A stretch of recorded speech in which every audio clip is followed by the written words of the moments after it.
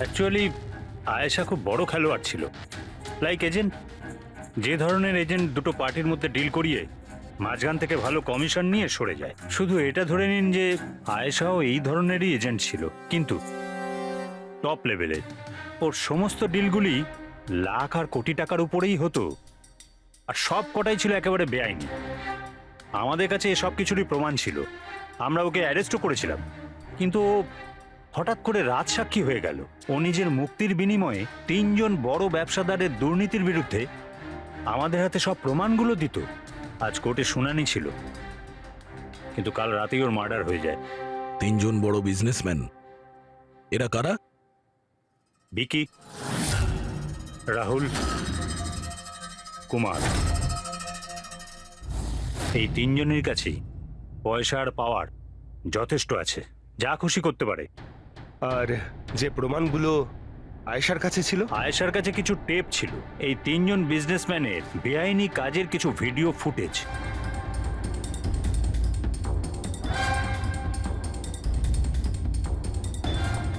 তার মধ্যে কুমারের একটা ক্লিপ আমাদের কাছে আছে, এই দেখো দয়া।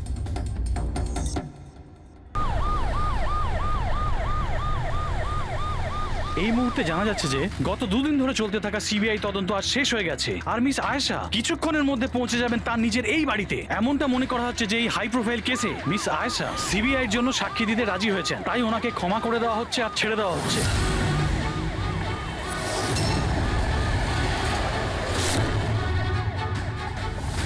ম্যাম, এটা কি সত্যি যে আপনি সিবিআই এর জন্য সাক্ষী দিতে রাজি হয়েছেন? ম্যাম, পুলিশ আপনাকে নিজের থেকে সিকিউরিটি দিচ্ছে নাকি সিবিআই? ম্যাম, এটা কি সত্যি যে আপনার কাছে উপযুক্ত প্রমাণ আছে? ম্যাম, এটাই সত্যি আপনি কোর্টে সাক্ষী দিতে চলেছেন? ম্যাম, সত্যি ইনি হলেন মিস আয়েশা, যিনি এত কড়া নিরাপত্তার মধ্যে নিজের বাড়ির ভিতরে ঢুকে গেলেন কোনো প্রশ্নের উত্তর না দিয়ে।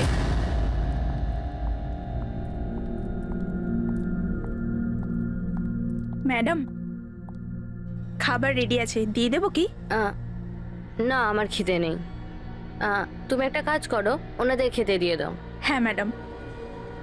আমার খুব ভয় করছে। এ কি কথা বলছেন আপনি? কিসের ভয় পাচ্ছেন? ওরা যদি আমাকে মেরে ফেলার চেষ্টা করে? ম্যাডাম, আপনার কিচ্ছু হবে না। আপনার সুরক্ষার জন্যই আমরা আপনার সাথে আছি। আমি একটা কাজ করছি, প্রথমে ওপরে গিয়ে আপনার রুমটা চেক করছি।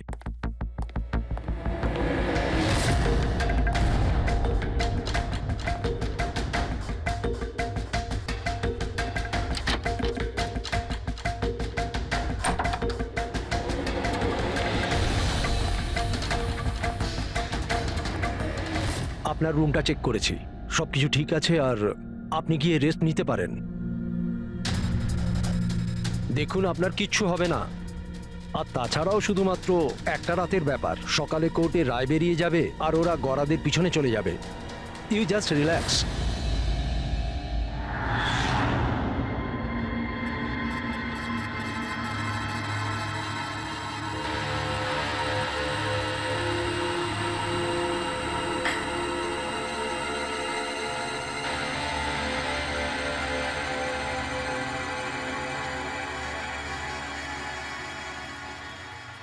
ম্যাডামকে সুরক্ষিত রাখা আমাদের সকলের দায়িত্ব। ওপর থেকে স্ট্রিক্টলি অর্ডার আছে, তাই সারা রাত সাবধানে থেকো। Okay, sir. ঠিক আছে? খাওয়া শেষ হলে নিজের নিজের পজিশন নিয়ে নিও।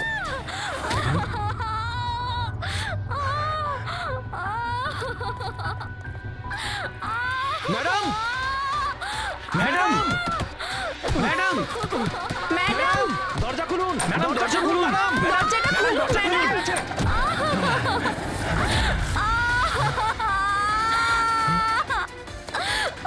ম্যাডাম! ম্যাডাম,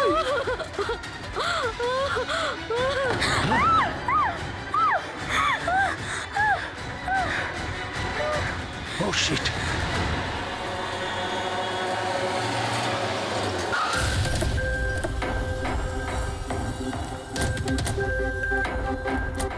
স্যার এক মিনিট। স্যার এক মিনিট। স্যার, জানা যাচ্ছে কোনো দুর্ঘটনা ঘটে গেছে। আপনি বলতে পারবেন এই বাড়িতে ঠিক কি হয়েছে? স্যার, এই কেসটা তো সিবিআই এর কাছে ছিল, তাহলে কি সিআইডি কে হ্যান্ড ওভার করে দেওয়া হলো? দেখুন এখানে একটা মার্ডার হয়েছে বলেই আমরা এখানে এসেছি। এর থেকে বেশি কিছুই বলতে পারবো না, পরে কথা বলছি। একটু সরে যান। আসুন স্যার।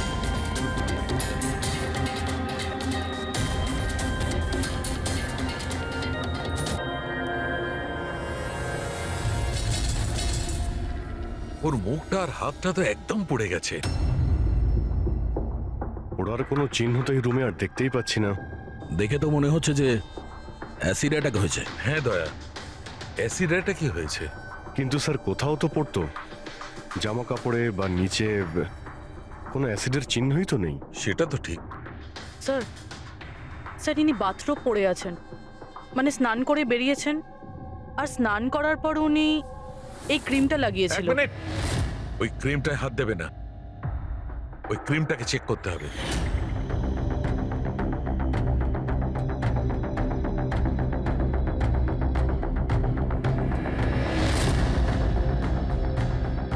আরে এ তো কিছুই হলো না। হবে পঙ্কজ, ওয়েট।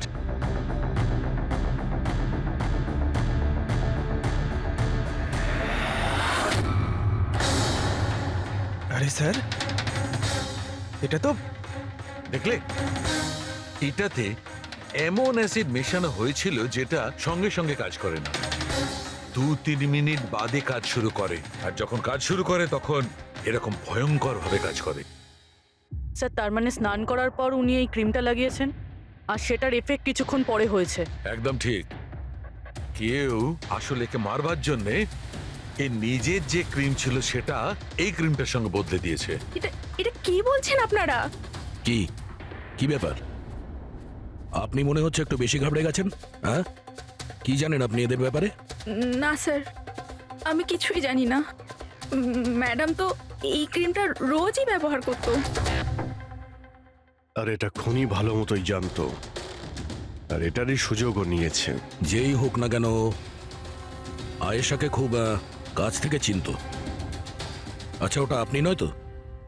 না স্যার, দেখো আমরা জানি তুমি কিছু জানো। না ম্যাডাম, আমি কিছুই লুকাচ্ছি না। ব্যাস এই ক্রিমটা আমি লুকিয়ে লুকিয়ে কখনো কখনো ব্যবহার করতাম, আর আজও এই ক্রিমটা আমি মেখেছি। এক মিনিট, এই ক্রিমটা তুমি কখন লাগিয়েছো? স্যার, ম্যাডামের ঘরে আসার কিছুক্ষণ আগে, এই ধরুন 8টা নাগাদ। 8টার সময়। চেক করো। স্যার পুড়ে যাওয়ার তো কোনো চিহ্নই নেই। হবে না, পোড়ার দাগ এই জন্য হবে না কারণ উনি যখন ক্রিমটা লাগিয়েছিলেন ওতে অ্যাসিড ছিল না, মানে ওই ক্রিমটা অরিজিনাল ছিল। তার মানে খনি ক্রিম 8টা থেকে 9টার মধ্যেই বদলে দিয়েছিল। কিন্তু কিভাবে? এখানে এত সিকিউরিটি ছিল। মনে হয় আগে থেকেই কেউ রুমে ছিল। এটা কি করে হতে পারে স্যার? কারণ ম্যাডাম এখানে আসার আগে আমি এই রুমটাকে ভালো করে চেক করেছিলাম, এখানে কেউ ছিল না। আর তাছাড়া ম্যাডামের চিৎকার শুনেই আমরা দৌড়ে এখানে এলাম, আর দেখি দরজা ভেতর থেকে লক স্যার। হ্যাঁ স্যার, আর ভেতরে আসার জন্য আমাদের দরজা ভাঙতে হয়েছিল। ঠিক আছে, আপনারা এখন আসুন, প্রয়োজন পড়লে আবার ডেকে নিচ্ছি। Okay sir. রুমের ভিতরে কেউই আসেনি, কিন্তু রুমটা চেক করতে কনস্টেবলই এসেছিল। পুরবি একটা কাজ করো, এদের সবার ব্যাকগ্রাউন্ড চেক করো। ততক্ষণে আমরা জানার চেষ্টা করি যে ব্যাপারটা কি। এত মিডিয়া, সিবিআই এর কেস, এতগুলো সিকিউরিটি, কি কারণে? অ্যাকচুয়ালি আয়েশা খুব বড় খেলোয়াড় ছিল, লাইক এজেন্ট। যে ধরনের এজেন্ট দুটো পার্টির মধ্যে ডিল করিয়ে মাঝখান থেকে ভালো কমিশন নিয়ে সরে যায়। শুধু এটা ধরে নিন যে আয়েশাও এই ধরনেরই এজেন্ট ছিল, কিন্তু টপ লেভেলের। ওর সমস্ত ডিলগুলি লাখ আর কোটি টাকার উপরেই হতো, আর সব কটাই ছিল একেবারে বেআইনি। আমাদের কাছে এসব কিছুরই প্রমাণ ছিল, আমরা ওকে অ্যারেস্টও করেছিলাম। কিন্তু ও হঠাৎ করে রাজসাক্ষী হয়ে গেল। ও নিজের মুক্তির বিনিময়ে 3 জন বড় ব্যবসাদারের দুর্নীতির বিরুদ্ধে আমাদের হাতে সব প্রমাণগুলো দিত। আজ কোর্টে শুনানি ছিল, কিন্তু কাল রাতেই ওর মার্ডার হয়ে যায়। 3 জন বড় বিজনেসম্যান, এরা কারা? বিকি, রাহুল, কুমার। এই 3 জনের কাছেই পয়সা আর পাওয়ার যথেষ্ট আছে, যা খুশি করতে পারে। আর যে প্রমাণগুলো আয়েশার কাছে ছিল, আয়েশার কাছে কিছু টেপ ছিল, এই 3 জন বিজনেসম্যানের বেআইনি কাজের কিছু ভিডিও ফুটেজ।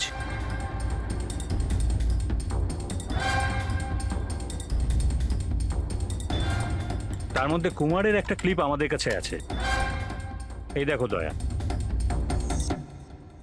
চিয়ার্স। টাকাটা কবে ট্রান্সফার করছেন মিস্টার কুমার? ব্যাস, যেই আমাদের কাছে গানস পৌঁছে যাবে আপনার অ্যাকাউন্টে টাকা পৌঁছে যাবে। সেসবের চিন্তা আপনি করবেন না মিস্টার কুমার। ওনাদের কাছে অস্ত্রের তো কোনো খামতিই নেই। এমনিতেই তো পড়ে পড়ে জংই ধরছে।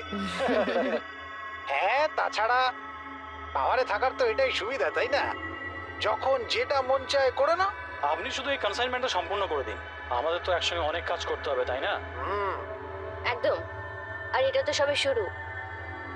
আমি যতদিন আছি আপনাদের দুজনকে কোনো চিন্তা করার দরকার নেই। এটা একটা স্যাম্পল দয়া, এটা থেকে কিচ্ছু প্রমাণ করা যাবে না। অবশ্য প্রমাণ হিসেবে আয়েশার কাছে দেওয়ার মতো অনেক কিছুই ছিল, কিন্তু ও আমাদের কিছুই দেয়নি। ও চেয়েছিল যে এই সমস্ত প্রমাণগুলো ও কোর্টের হাতে নিজেই দেবে। নিজের নিরাপত্তার বদলে ও আমাদের সামনে এই শর্ত রেখেছিল। বাকি টেপগুলো ছাড়া এই টেপ আমাদের কোনো কাজেই আসবে না। এই টেপ আপনার কাজের না হতে পারে, কিন্তু আমাদের কাজে লাগতে পারে। এই তিনজনকে বিউরোতে ডাকার জন্য যথেষ্ট। যে লেভেল পর্যন্ত এরা পৌঁছেছে, এদের পক্ষে আয়েশার মার্ডার প্ল্যান করা খুব একটা বড় ব্যাপার নয়। ভিকি, কালকে কোথায় ছিলে? কাল একটা পার্টিতে ছিলাম। এগুলো ওই লোকগুলোর স্টেটমেন্ট আর সিগনেচার, যারা কাল রাত 9টা থেকে 3টে অবধি আমার ক্লায়েন্টের সাথে ছিল। টাইম তো আমরা জিজ্ঞাসা করিনি। দেখুন, আয়েশার মাথা খারাপ ছিল। ও এমনই মন গড়া গল্পগুলো শোনাতো যাতে ও শাস্তি থেকে বেঁচে যায়। That's it. আয়েশা আপনাকে ঠকিয়েছে, আপনার বিরুদ্ধে সিবিআই এর কাছে প্রমাণ দিয়েছে। রাগ হওয়াটা তো স্বাভাবিক। হ্যাঁ, ভেবেছিলেন খুন করে দেওয়া যাক ওকে? রাগ নয় স্যার, বরং আফসোস হলো ওর ওপর।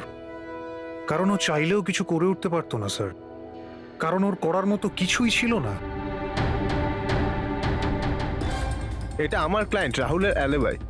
কাল রাত্রে ইনি কিন্তু নিজের বিজনেস পার্টনারদের সাথেই ছিলেন। এর মধ্যে সমস্ত ডিটেলস আছে।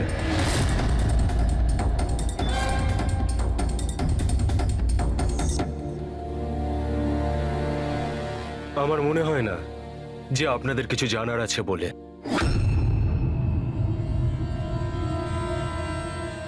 আপনারা যেতে পারেন। ধন্যবাদ। মার্ডারের সময় আমার ক্লায়েন্ট ফ্যামিলি ফাংশনে বিজি ছিলেন, আর এই হচ্ছে তার প্রমাণ। মিস আয়েশার কাছে আপনার বিরুদ্ধে প্রমাণ ছিল মিস্টার কুমার।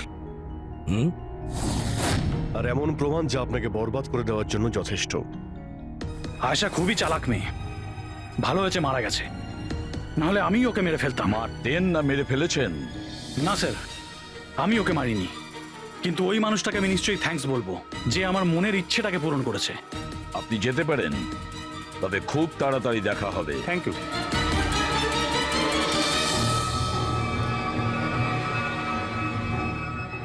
আপাতত আমরা কাউকেই অ্যারেস্ট করতে পারবো না। এখানে সবারই কোনো না কোনো কারণ আছে। স্যার, হ্যাঁ স্যার, স্যার একটা কথা জানা গেছে।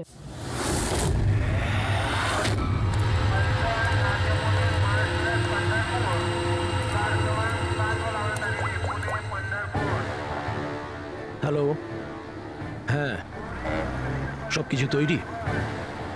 একটা কথা মনে রেখো, কোনো ভুলভ্রান্তি যেন না হয়। এই তো দাদা, চলে আসুন, বাস ছাড়বে, বাস ছাড়বে।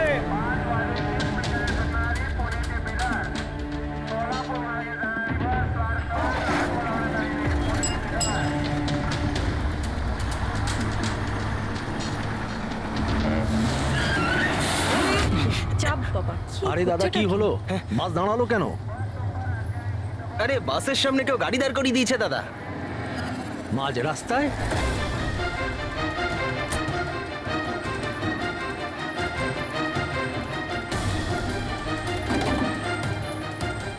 স্যার, আপনারা এখানে? শহর ছাড়ার খুব তাড়া দেখছি তোর। হ্যাঁ, অনেক প্রশ্নের উত্তর দিতে হবে তোকে। চল চল। স্যার, আমি কি করেছি স্যার? স্যার, আমার কথাটা তো শুনুন স্যার। স্যার, আমাকে কেন ধরছেন স্যার? স্যার স্যার কি করছেন স্যার? আমাকে কেন ধরছেন? আমি তো ছুটি নিয়ে দেশে যাচ্ছি স্যার। তোর রেকর্ড আমরা চেক করেছি। তুই তো আমাদের বলিসনি, হ্যাঁ, যে আয়েশার আগে তুই মিস্টার কুমারের জেট সিকিউরিটিতে ছিলি? হ্যাঁ স্যার, ওটাই তো আমার কাজ। আর আপনি তো জানেন যে সরকার আমাদের যেখানে পাঠায় সেখানে যেতে হয়। তোমার মোবাইলে কুমারের কল একবার নয় 3 বার, আয়েশার মার্ডারের ঠিক আগে। এটাও একটা কাজ। আপনারা ঠিক বলেছেন স্যার। কুমার আমাকে কল করেছিল, ও আয়েশা ম্যাডামের সঙ্গে কথা বলতে চাইছিল, কিন্তু আমি বারণ করেছিলাম স্যার। ও ও আমাকে টাকার লোভও দেখিয়েছিল, কিন্তু আমি তবুও কথা বলাইনি। প্রথমে দুবার বারণ করেছিলি তুই, আর তারপর রাজি হয়ে গেলি তুই, হ্যাঁ? ম্যাডাম, এই কুমার স্যার আবার ফোন করছেন। হ্যাঁ, আমাকে কোনো বিপদের ব্যাপারে বলতে চাইছে। ফোনটা দাও। এই নিন। হ্যাঁ বলো। আমি জানতে পারলাম তুমি আমার জন্য চিন্তা করছো, কোনো বিপদ থেকে আমাকে উদ্ধার করতে চাইছো। How strange. আমি বলে দিচ্ছি, আমি তোমাকে খুব ভালো মতো চিনি। আর এই সমস্ত কার্যকলাপ না তুমি অন্য কারোর সাথে করো। আর এমনিতেও যদি আমি জেলে যাই, এই টাকাগুলো নিয়ে আমি কি করব? আচার দেবো? এই টাকাটা না তুমি তোমার কাছেই রাখো, এটা তোমারই সাহায্যে লাগবে। কোনো দরকার নেই এই ফোনটা আমাকে দেওয়ার। আমার সাথে গেম খেলার চেষ্টা করে যাচ্ছে, আর তুমি ওকে সাহায্য করছো। আমি কোথায় ম্যাডাম? আপনাকে সাহায্য করছিলাম তো। ঠিক আছে থাক, শুধু এইটুকুনি জেনে রেখো, তুমি যদি ওকে সাহায্য করো না, রক্ষা পাবে না। আমি সিবিআই কে বলে দেবো, যদি আমার কিছু হয় তাহলে সবার প্রথমে তোমাকেই অ্যারেস্ট করবে। তুই গেছিলি না আয়েশার ঘরে ঠিক ওর রুমে ঢোকার আগে? ওর বিউটি ক্রিমটাকে অ্যাসিড ক্রিমে বদলাতে খুব বেশি সময় লাগেনি নিশ্চয়ই, তাই না? এ আপনি কি বলছেন স্যার? আমার কথা বিশ্বাস করুন, আমি সত্যি বলছি। যদি তুই সত্যি কথাও বলিস না, তাহলেও এই কেস যতক্ষণ না সলভ হচ্ছে তুই আমাদের হেফাজতে থাকবি, বুঝলি? এখন চল, নিয়ে চল ওকে, চল চল। আরে স্যার স্যার স্যার আমি কিছু করিনি স্যার, ছেড়ে দিন স্যার, প্লিজ স্যার। হ্যাঁ পুরবি, বলো। স্যার, ওই ফুটেজটা যেটা ও সিবিআই কে পাঠিয়েছে, সেটা ওই ঘর থেকেই শুট করা হয়েছে যেখানে ওর খুন হয়েছিল। তার মানে আয়েশার বেডরুমে? হ্যাঁ স্যার, ওরই বেডরুমে।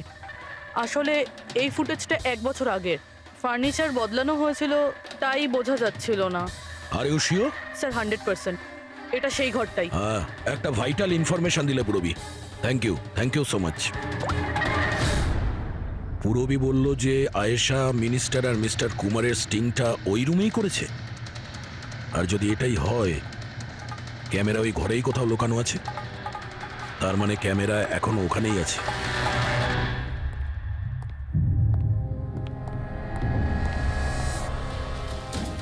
রুম তো এটাই।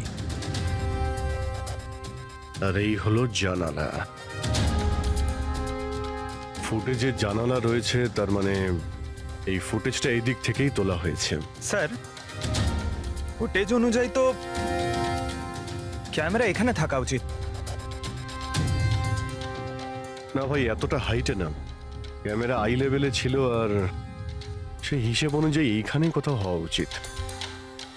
আচ্ছা, ওই আয়নার ভিতরে নেই তো? আরে ওই যে আয়নাগুলো থাকে না, যার একদিকে দেখা যায় আর একদিকে দেখা যায় না। ভাই তাহলে তো জানতেই পারা যাবে। কি করে স্যার? তুমি ওই ফিঙ্গার নেল টেস্টের কথা শোনোনি? যে কোনো অচেনা জায়গাতে বা ট্রায়াল রুমে ড্রেস চেঞ্জ করার আগে এই টেস্ট করে নেওয়া উচিত, finger nail test.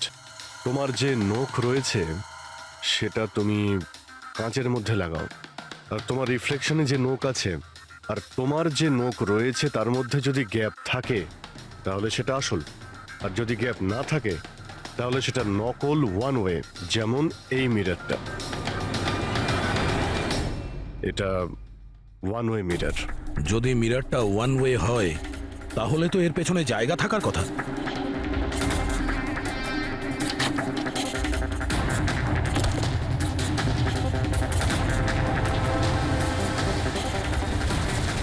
Abhijit,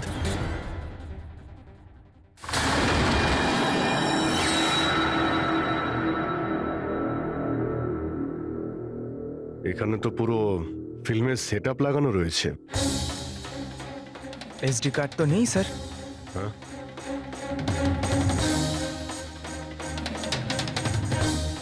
locker খালি। স্যার মনে হয় টেপটা এখানেই রাখতাম। এই জায়গা থেকেও বড় বড় লোকের কেলেঙ্কারি রেকর্ড করেছে, আর এই জায়গায় ব্যবহার করে খুনি ওকে খুন করে দিয়েছে। হতে পারে এই ওয়ান ওয়ে মিরর দিয়ে ওকে ছটপট করে মরতে দেখেছে ও। স্যার, তার মানে আমরা যখন ওখানে লাশের সঙ্গে ছিলাম তখনও এখানে ছিল, আর আমাদের যাওয়ার পরে সুযোগ বুঝেও এখান থেকে পালিয়ে গেছে। তার মানে আয়েশা আর পুলিশের অনুপস্থিতিতে লোকটা বাড়িতে ঢুকেছিল হয়তো বাড়ির পিছন থেকে।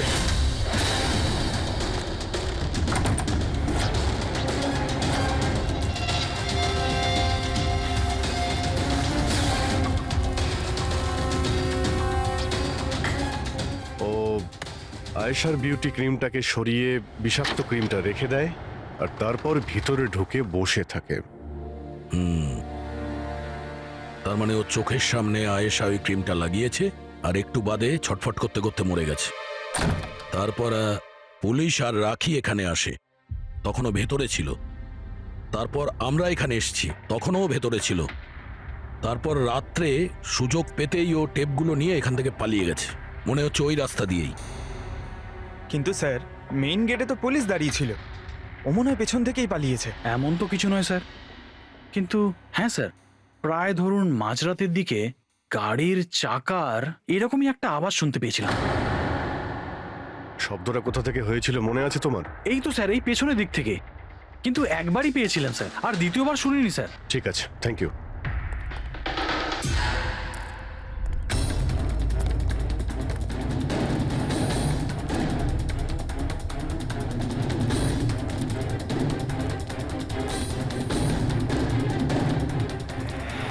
স্যার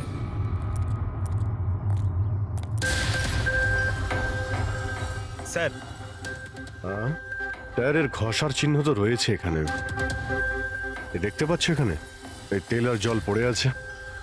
মনে হচ্ছে এসি চালিয়ে গাড়ি এখানে অনেকক্ষণ দাঁড়িয়েছিল।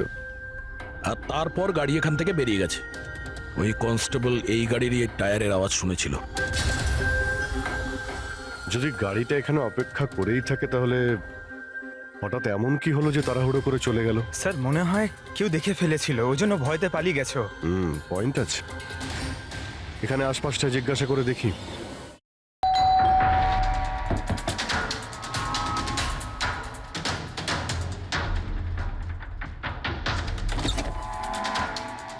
নমস্কার।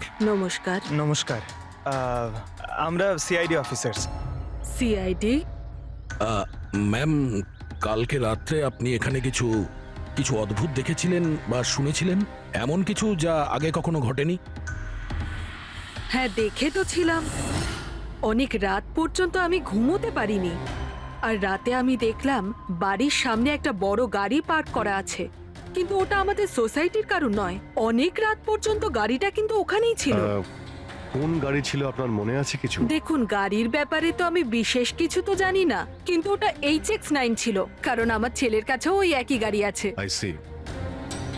আরো একটা কথা, যতক্ষণ ওই গাড়িটা ওখানে দাঁড়িয়ে ছিল না, গাড়ির ইঞ্জিনটা চালুই ছিল আর ভিতরে একজন বসেও ছিল। আমি এটা দেখছিলাম আর তখনই ওখানে কাউকে একটা আসতে দেখলাম আমাদের আয়েশার বাড়ির দিক থেকে। ওর হাতে কিন্তু একটা ব্যাগও ছিল। আরে এই যে, কে ওখানে? গাড়িটা তো চলে গেল, কিন্তু এটা বুঝতে পারলাম না যে ওরা কারা ছিল, কেন এসেছিল, আর ওরা আয়েশার বাড়িতেই বা কি করছিল। Thank you ma'am, thank you very much. Thank you. Sir তার মানে খুনির সঙ্গে আর একটা লোক ছিল যে গাড়িতে বসে অপেক্ষা করছিল। লাখ টাকার গাড়ি ছিল। কি মনে হচ্ছে কে হতে পারে? সন্দেহের তালিকা এখন ওই তিনজনই রয়েছে। আরটিও থেকে খোঁজ নিয়ে দেখি এই গাড়িটা এই তিনজনের মধ্যে কার কাছে রয়েছে।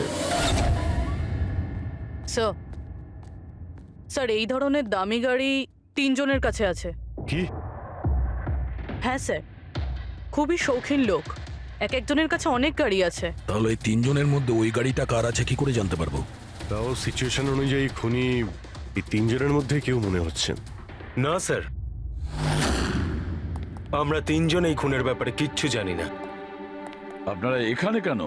স্যার, আয়েশা জীবনকালে তো আমাদের বাঁচা দুষ্কর করেই দিয়েছিল, এখন মরার পরেও আমাদের বাঁচা দুষ্কর করে দিচ্ছে। তার মানে? স্যার, আয়েশার খুনি ও আমাদের প্রত্যেককে ফোন করে 25 কোটি টাকা করে চেয়েছে, তাও আবার 24 ঘন্টার মধ্যে। আর হুমকি দিয়েছে আমরা যদি না দিই তাহলে ও আমাদের টেপ লিক করে দেবে। এর মানে হচ্ছে আমাদের মার্ডারের সঙ্গে কোনো সম্পর্ক নেই। ওই গলাটাকে চিনতে পেরেছেন? না স্যার, আমি চিনতে পারিনি।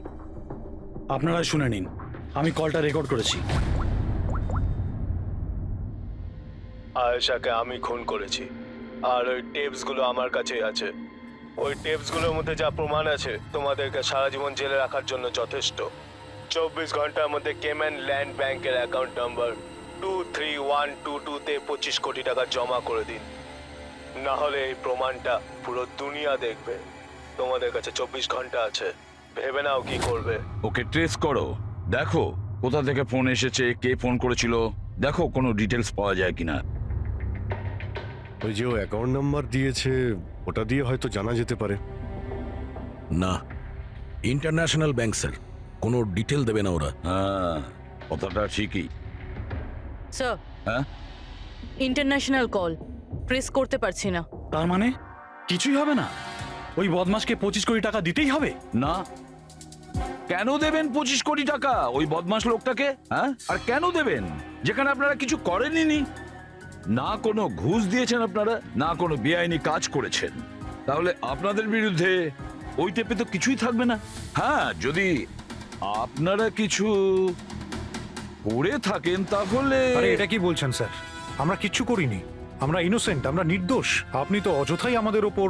আশ্চর্য তো। এনিওয়ে, থ্যাংক ইউ, আমরা নিজেরা সামলে নেব। চলো।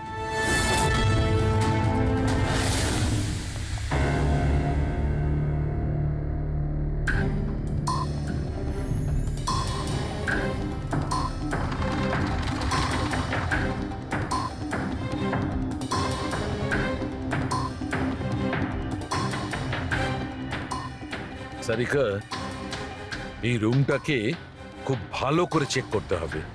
খনি এখানে ঘন্টার পর ঘন্টা ছিল, তার মানে এখানে কোনো না কোনো জিনিস নিশ্চয়ই পাবো আমরা, যেটা দিয়ে ওর ডিএনএ টেস্ট করা সম্ভব। ওর চুল, ওর নখ, যা কিছু।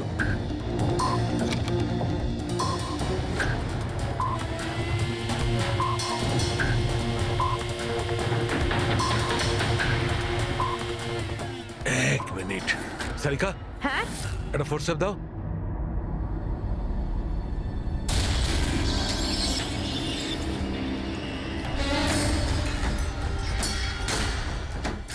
মাই গড, সারিকাই দেখো।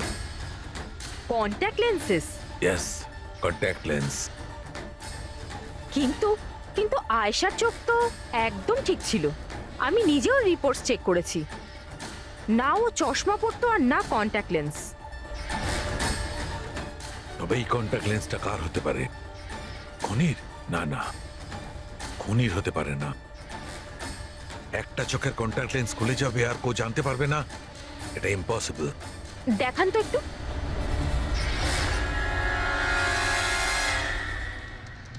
বেশ হাই পাওয়ারের লেন্স। High power lens? কিছু তো আছে এই রুমে।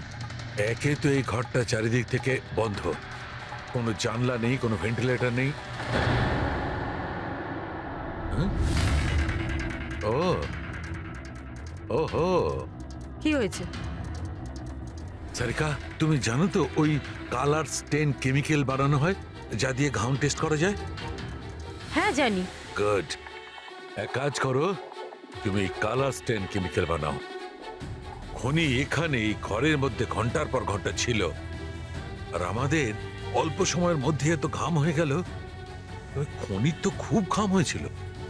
ইয়েস, এই ঘামটাকে চেক করব, তার থেকে জানা যাবে যে খনি কোথায় ছিল, দাঁড়িয়ে ছিল না বসে ছিল না কিভাবে ছিল, সব কিছু। ওই র্যানসাম কলের কোনো মানেই হয় না, ওই কল বোগাস হতে পারে।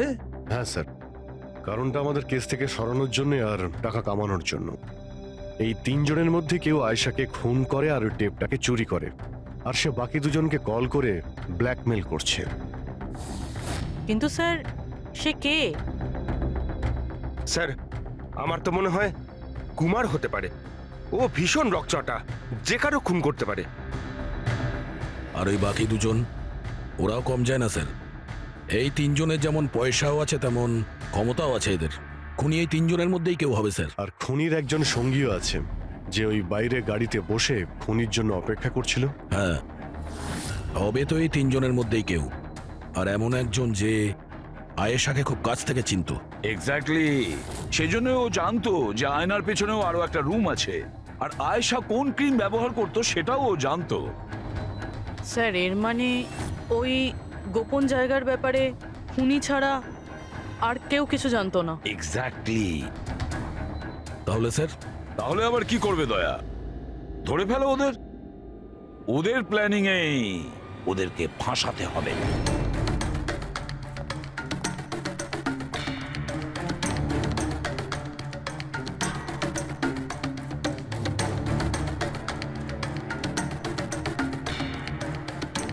আমাদেরকে এখানে কেন ডাকলো? কোনো আইডিয়া? হয়তো জিজ্ঞেস করার জন্য ডেকেছে খুনিকে টাকা দিয়েছে কি দিইনি। তাহলে তোমরা দুজন কি টাকা দেবে? তোমাদের কি মনে হয় টাকা দেওয়া ছাড়া আর কোনো উপায় আছে? তা তুমি কি করতে চলেছো ভিকি? দেবে টাকা? দেখো, টেপের ব্যাপারে তো কিছু বলতে পারছি না, আর তাছাড়া আমি কোনো বেআইনি কাজ করিনি, এই জন্য টাকা দেওয়ার তো কোনো প্রশ্নই আসে না। সরি, আমি টাকা দিচ্ছি না। ও কাম অন ম্যান, এত ঢং করার কি আছে? কিছু করে থাকলে বলো না, শুধু আমরা তিনজনই আছি এখানে। দেখো রাহুল, যদি কথা... এক সেকেন্ড নাও, সিআইডি মেসেজ করেছে। আরে কোথায় আছে ওরা? কি লিখেছে বল। কোথায় আটকে গেছে, আসতে পারবে না, ফিরে যেতে বলেছে। হোয়াট ননসেন্স ভাই, আমরা কখন থেকে এখানে বসে আছি, শুধু শুধু সময় নষ্ট করে দিল। এবার কি করবে? যাওয়া যাক, আর কি, চলো কাম অন।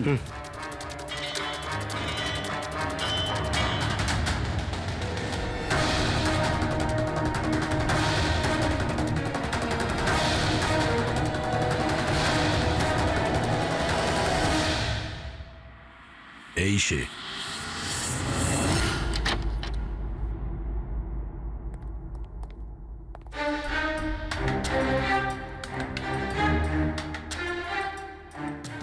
স্যার, ভিকি, তার মানে ও জানতো যে আয়নাটার পিছনে ক্যামেরা আছে? হ্যাঁ, বাকি দুজনের হয় এরা কিছু জানে না, না হলে আমাদের সামনে অ্যাক্টিং করছে। স্যার, আমার তো এই ভিকিকে সন্দেহ হচ্ছে। এবার কি করব? নজর রাখা যাক এর উপর, কোনো না কোনো ভুল নিশ্চয়ই করবে। হ্যাঁ সারিকা, কালাস্টেন কেমিক্যাল রেডি। ঠিক আছে, চলো।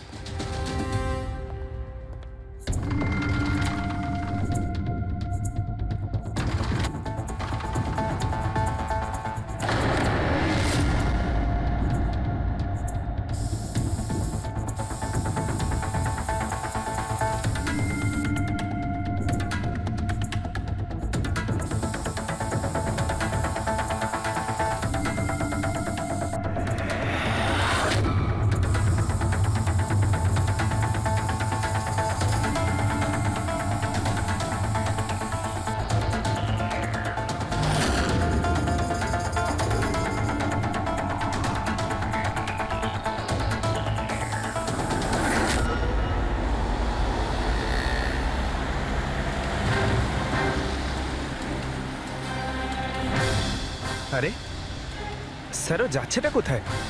আরে কোথায় আর যাবে পঙ্কজ, বন্ধুদের সাথেই দেখা করতে যাচ্ছে, আবার কি?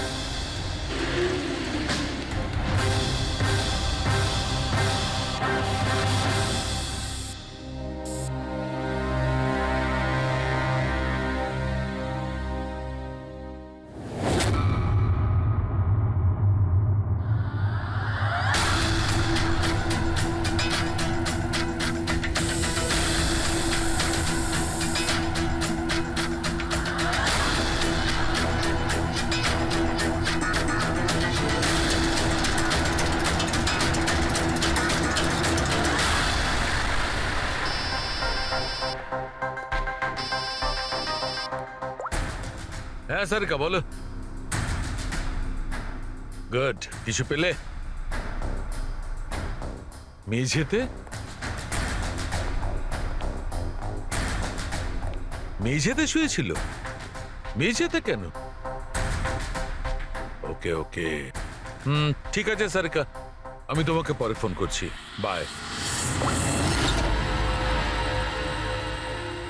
ওই দুদিন আগে আমি 1124 লাস্টটা এনেছিলাম। হ্যাঁ স্যার। কোথায় ওটা? ওর মুখটা দেখতে হবে। এই যে স্যার।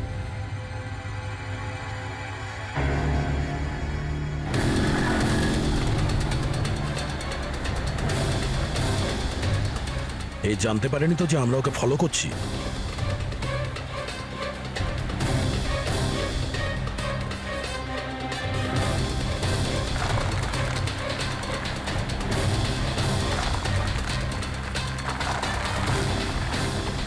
স্যার এটা সত্যি সত্যি বাড়িতে ঢুকে গেল। ভেবেছিলাম ও কোনো বন্ধুর সাথে দেখা করবে। হ্যাঁ অভিজিৎ, কি ডক্টর সালুকে বলে দিয়েছেন যে খুনি কে? কে? ও হ্যাঁ, আমরা এই উইকিকে ফলো করতে করতে ওর বাড়ির কাছে পৌঁছে গেছি। ঠিক আছে, আমরা ওয়েট করছি। অভিজিৎ আসছে।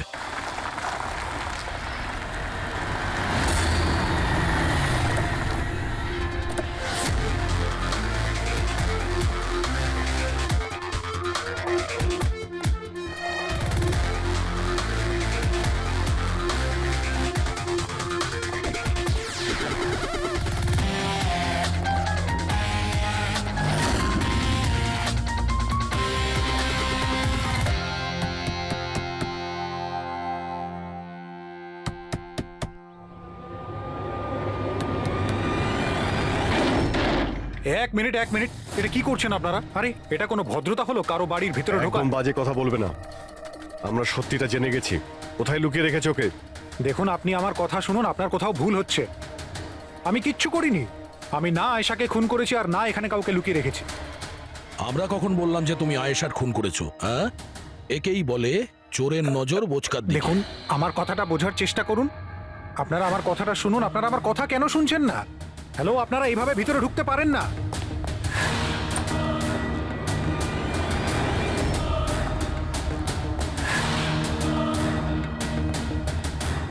এখানে তো কেউ নেই।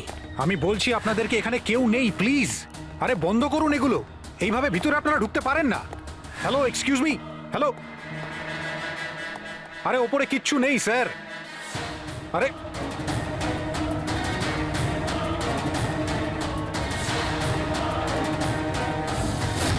প্লিজ দেখুন, এখানে কিচ্ছু নেই, কেউ নেই এখানে।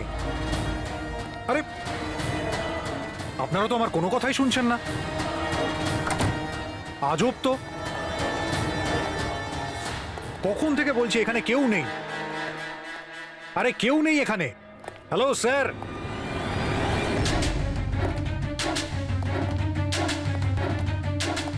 দেখুন আমার কথাটা শুনুন প্লিজ। শুনুন, দেখুন দেখুন, আমি আপনাকে বলছি আমি আয়েশাকে খুন করিনি। প্লিজ আমার কথাটা বোঝার চেষ্টা করুন। আমি সত্যি বলছি। আমরা জানি যে তুমি আয়েশাকে খুন করোনি। তাহলে আপনারা এখানে কি খুঁজছেন? 1 মিনিট, সব জানতে পারবে।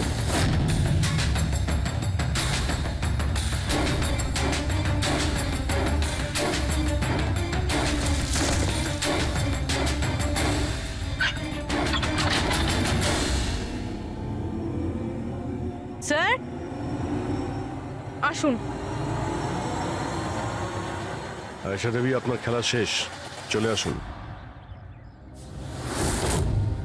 সালুমকে স্যার আগেই বলে দিয়েছিল তুমি বেঁচে আছো।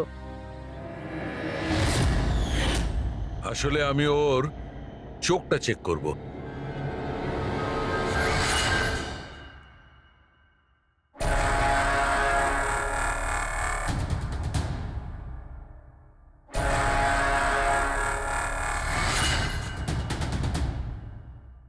আমি যেটা ভেবেছিলাম সেটাই ঠিক। তুমি আসলে আয়েশা হতেই পারো না। তুমি তো সে যাকে ঘরের মধ্যে বেঁধে রাখা হয়েছিল। অন্য কোনো মেয়েকে আয়েশা বানিয়ে নির্মমভাবে ওকে হত্যা করেছো। কে ছিল ওই মেয়েটা? কি শত্রুতা কি ছিল ওর সঙ্গে? ওর সাথে কোনো শত্রুতা ছিল না। আমি শুধু আমার জীবনটাকে বাঁচাতে চেয়েছিলাম। আমি খুব ভালো করে জানতাম যে সিবিআইকে সাক্ষী দেবার পরেও আমি সুরক্ষিত থাকবো না। এই তিনজনেই কিন্তু খুব ডেঞ্জারাস। ওরা আমাকে ঠিক খুঁজে বের করে নিত, আর আমি ভয় পেয়ে বেঁচে থাকতে পারতাম না। তাই আমার সামনে একটাই রাস্তা ছিল, নিজের মরে যাওয়ার মিথ্যে অভিনয় করে সারাটা জীবনের মতো উধাও হয়ে যাওয়া। এই পরিকল্পনাটা আমরা দুজনে মিলে বানিয়েছিলাম। ওই মেয়েটা একটা স্ট্রাগলিং অ্যাক্ট্রেস ছিল। ওকে আমরা ইন্টারনেটের কোনো অনলাইন কাস্টিং এজেন্সি থেকে খুঁজে বার করেছি। রিয়া নাম ছিল ওর। ওকে এই জন্যই সিলেক্ট করেছিলাম কারণ ওর হাইট, ওয়েট সব কিছুই আয়েশার মতো ছিল। আমরা ওকে মিথ্যে মিটিংয়ের অজুহাতে বাড়িতে ডাকি, আর ওকে অজ্ঞান করে দিই, আর ওকে বেঁধে ওই গুপ্ত রুমে রেখে দিই।